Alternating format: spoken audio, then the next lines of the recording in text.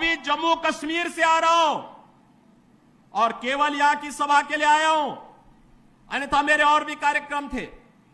मैंने कहा नहीं, मैं जाऊंगा सरधना में, मैं इस बार जरूर जाऊंगा, 24 में मैं जरूर जाऊंगा। और बहनों भाइयों, मैं इसीलिए आया हूं आपसे कहने के लिए, जो लोग गुमराह कर रहे हैं उनके गुमराह में आने की आवश्यकता नहीं। ये लोग कभी नहीं आएंगे। फिर जाति के सौदागर उपयोग करेंगे, बाद में सौदेबाजी करके गायब हो जाएंगे।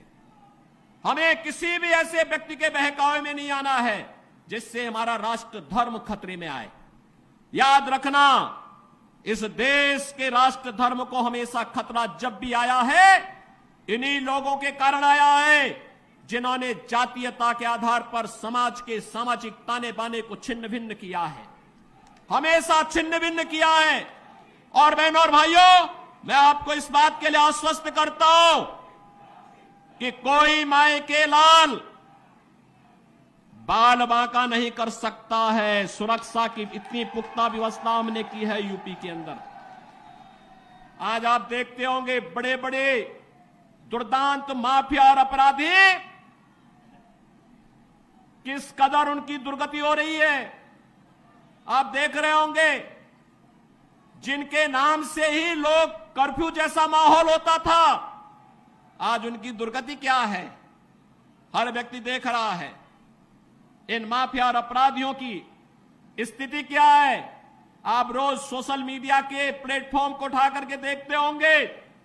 एक दुर्दांत माफिया ऐसा भी था, बहनों और भाइयों, जब आज समाजवादी पार्टी की सरकार के समय चलता था तो मुख्यमंत्री हो या मुख्य न्यायाधीश, इन सब के काफिले रुक जाते थे और माफिया का काफिला निकलता था। और जब हमने कार्रवाई की उस माफिया के खिलाफ और उसको रगड़ करके कोर्ट के सामने प्रस्तुत किया तो उसकी पैंट गीली हो गई थी, उसकी पैंट गीली हो गई थी।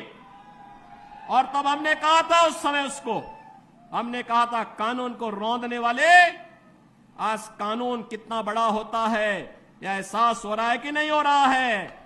और निर्दोष लोगों को मारोगे तो मिट्टी भी नहीं मिल पाएगी। और बहनों और भाइयों, इसीलिए मैं आया हूं आपसे कहने के लिए, देखो, जिनकी गर्मी हम शांत कर चुके हैं उनको गर्म मत होने दीजिए। अब इस क्षेत्र को विकास की मुख्य धारा के साथ जुड़ने दो। उनकी सबकी गर्मी शांत हो गई है, वे गए काम से। और इसीलिए मैं आप सबसे अपील करने के लिए आया हूं कि पूरे देश की एक आवाज है, पूरा देश एक ही स्वर में बोल रहा है। और वह बोल रहा है कि फिर एक